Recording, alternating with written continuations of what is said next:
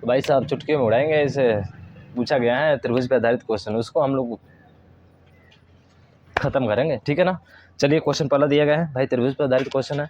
पहला है कि त्रिभुज की भुजाएं 3, 4 और 5 सेंटीमीटर क्षेत्रफल क्या होगा। इसका एक ही फार्मूला होता है भाई साहब, वो होता है हीरोन सूत्र। क्या होता है? हीरोन सूत्र। यानी कि जब भी आपको 3, 4 और 5 दिया रहेगा तो आप हीरोन सूत्र के माध्यम से निकाल सकते हैं। और दूसरा भी होता है सर ट्रिपलेट, याद है तो 3, 4, 5 है तो ये कौन सा त्रिभुज है सर? आप कहेंगे सर ये समकोण त्रिभुज है। और समकोण त्रिभुज में क्या होता है? आधार गुणे ऊंचाई, तो आधार और गुणे ऊंचाई यही होता है। और इसमें 1/2 से गुणा करा दीजिए। अरे 2 से 2 बार में 2 ते कितना हो जाएगा सर? 6 सेंटीमीटर स्क्वायर हमारा राइट आंसर हो जाएगा। समझ में आया क्या? अरे कौन है? ऑप्शन नंबर ए है। दो फार्मूला होता है, एक हीरोन सूत्र वाला होता है S बराबर A plus B plus C/2, और दूसरा होता है अंडर रूट में क्षेत्रफल बराबर A से S माइनस B से S माइनस C। ठीक है, समझ में आ गया? बहुत बढ़िया भाई। नेक्स्ट क्वेश्चन देखिए, सॉल्व कीजिए इसको। अगला क्वेश्चन है कि त्रिभुज ABC त्रिभुज PQR के समरूप है। भाई साहब एक ABC है, चलिए बनाइए ABC, और एक है PQR। ABC कहाँ गई थी? PQR के झोपड़ी में सो रही थी। ये हो गया आपका, ठीक है। फिर बोला है कि BAC तथा त्रिभुज PQR का क्षेत्रफल क्रमशः BAC है, सॉरी यहाँ पे BAC है, चलिए कुछ भी ले लीजिए, उससे कोई दिक्कत नहीं है। सर हमको दिया है BAC का क्षेत्रफल त्रिभुज PQR का क्षेत्रफल का अनुपात जो है 25 सेंटीमीटर स्क्वायर 36 सेंटीमीटर स्क्वायर।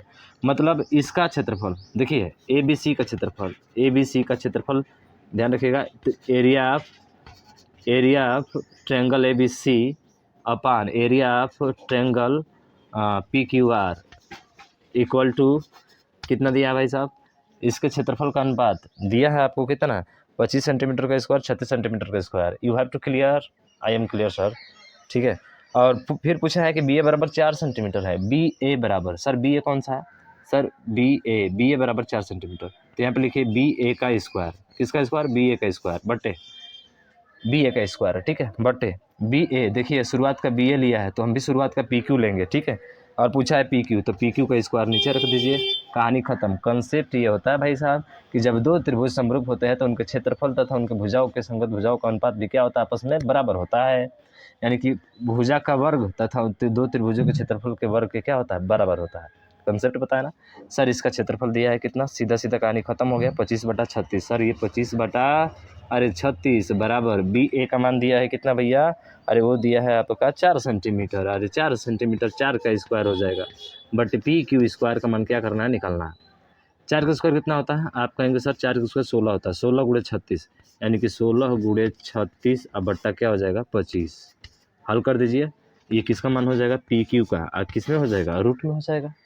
अरे 4 और 6, 4 6 24 बटा कितना हो जाएगा? 5। और 24/5 का मतलब कितना होता है? 4.8। कहानी खत्म। अरे कहानी खत्म।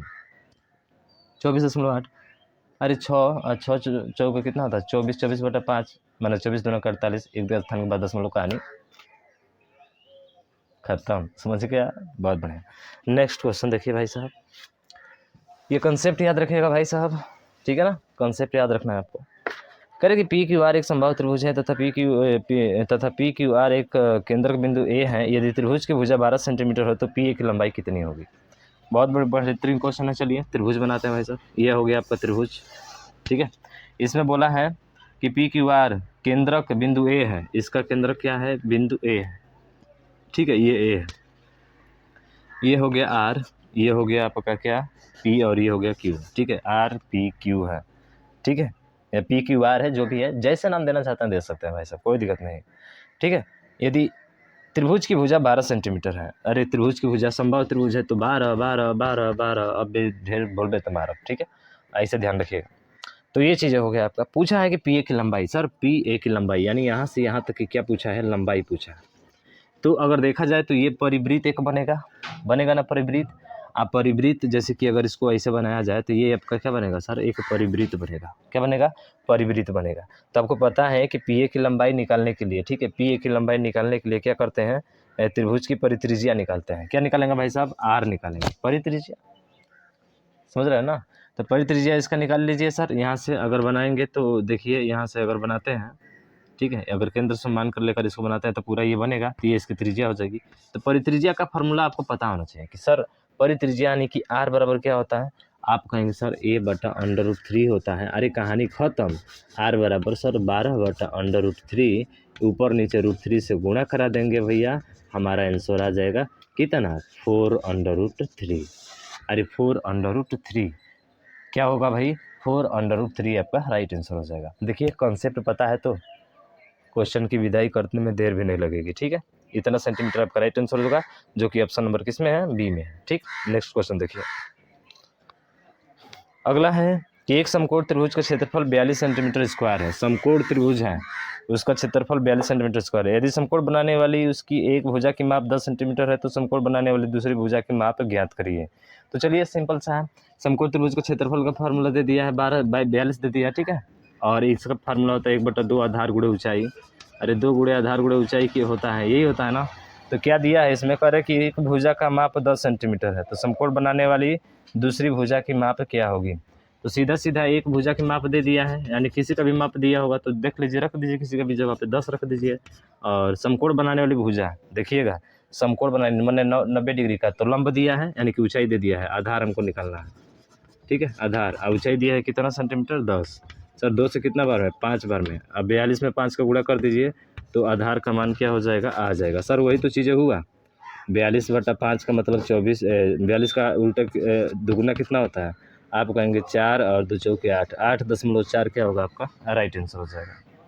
तो 8.4 देखिए किस में है सर, ऑप्शन नंबर बी में है। खत्म कहानी।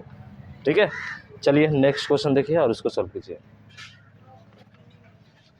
अगला है भैया, करें कि एक समकोण त्रिभुज के कर्ण की लंबाई 37 सेंटीमीटर है। समकोण त्रिभुज है, इसका कर्ण कितना है, 37 है।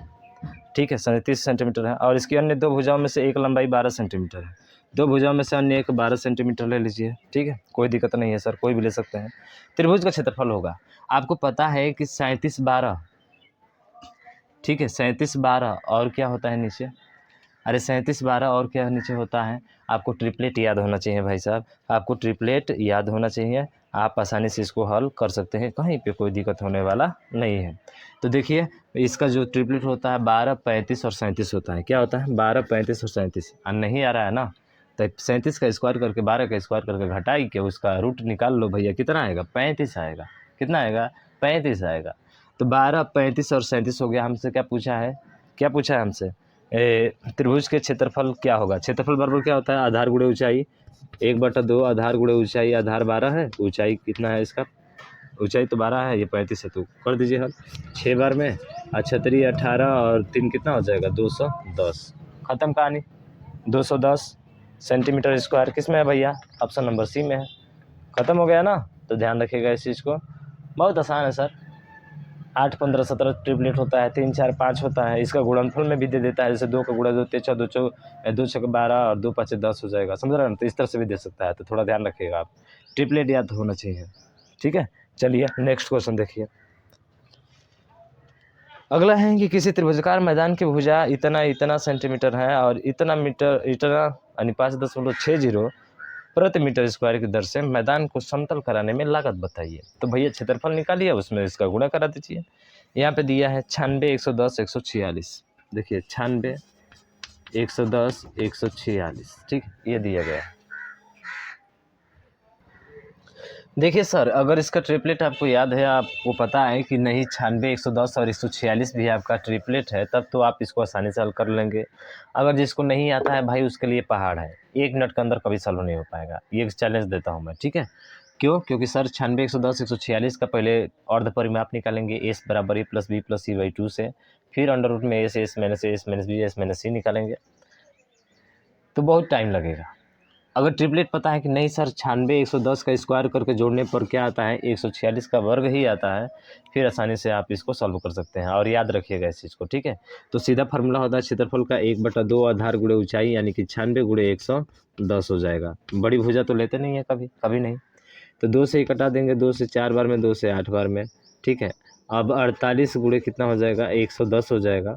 ठीक है, हमसे पूछा है कितने सेंटीमीटर, तो देखिए मीटर स्क्वायर की दर से, तो 5.6, यानी कि 5.6 से इसमें क्या कर देंगे, गुणा कर देंगे। ख़त्म हो जाएगा आपका।